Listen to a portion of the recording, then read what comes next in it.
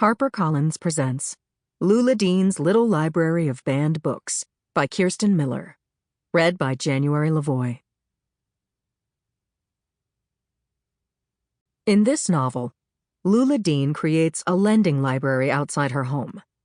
There is a not-for-profit organization called Little Free Library, which is devoted to fostering neighborhood book exchanges throughout the world. You can find out more about them at littlefreelibrary.org. For all the good people down south.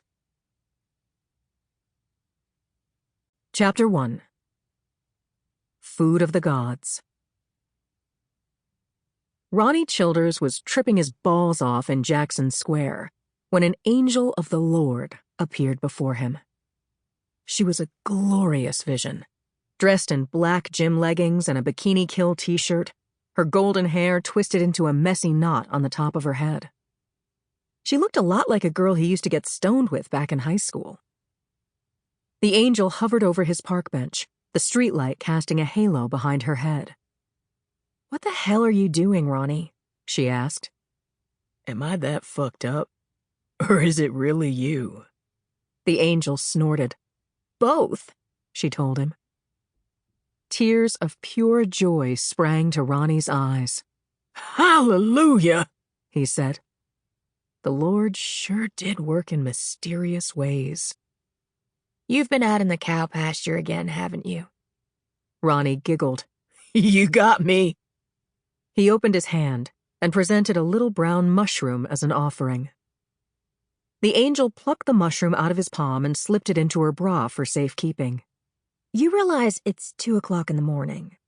"Then the night is young." Ronnie patted a spot on the bench. When the angel didn't plop down beside him, he swept an arm across the square. "I ain't making a move. I'm just asking you to take a moment to appreciate all this fucking beauty." Sometimes Ronnie wondered how he'd never noticed it before.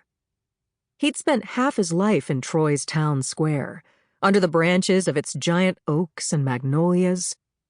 As his mama cleaned the floors at the DMV, he'd whiled away the hours turning the fountain's water blood red with Rit dye, or vandalizing the Confederate general's statue with beautifully drawn penises.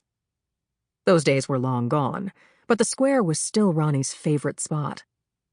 He'd discovered its true beauty on nights like this, when the world was quiet and peaceful, and no one was arguing about book bans and butt plugs and all the other bullshit that got the people of Troy riled up these days.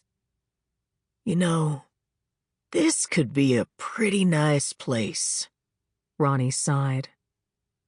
The angel, staring out across the darkness, seemed to see the same thing. "Yeah," she agreed. "Hey, if you're free right now, I could use a hand. You think you can walk?" Ronnie looked down at his ripped jeans and work boots.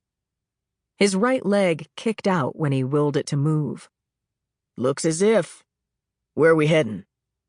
For the first time, he noticed the giant suitcase she'd been wheeling behind her. "To cause some trouble," the angel told him. "Fuck yeah." Ronnie stood up and shook out his lanky limbs. "That's rule number 1 in the Ronnie Childers playbook. Never turn your nose up at trouble." It really didn't get any better than this, Ronnie thought. High as hell and traveling through the night with an angel on a mission. He'd have to be at work at the Piggly Wiggly in a few short hours, but that was just to pay the bills. This was the sort of experience that fed the soul.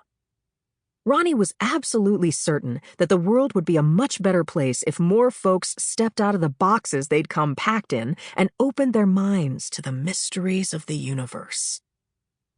It wasn't until the angel stopped in front of a house that reminded Ronnie of a prissy white wedding cake that he started his slow descent from the heavens. "You know Lula Dean lives here." He figured the angel ought to know. Most people in their right minds did their best to avoid Lula. The angel turned and lifted a finger to her lips. She wheeled the suitcase over to a little purple cabinet fixed to the top of a post just inside Lula's front yard. Shaped like a house and hand-painted with flowers, it held 2 short shelves crammed with books. Lula's Little Library. Sample complete. Ready to continue?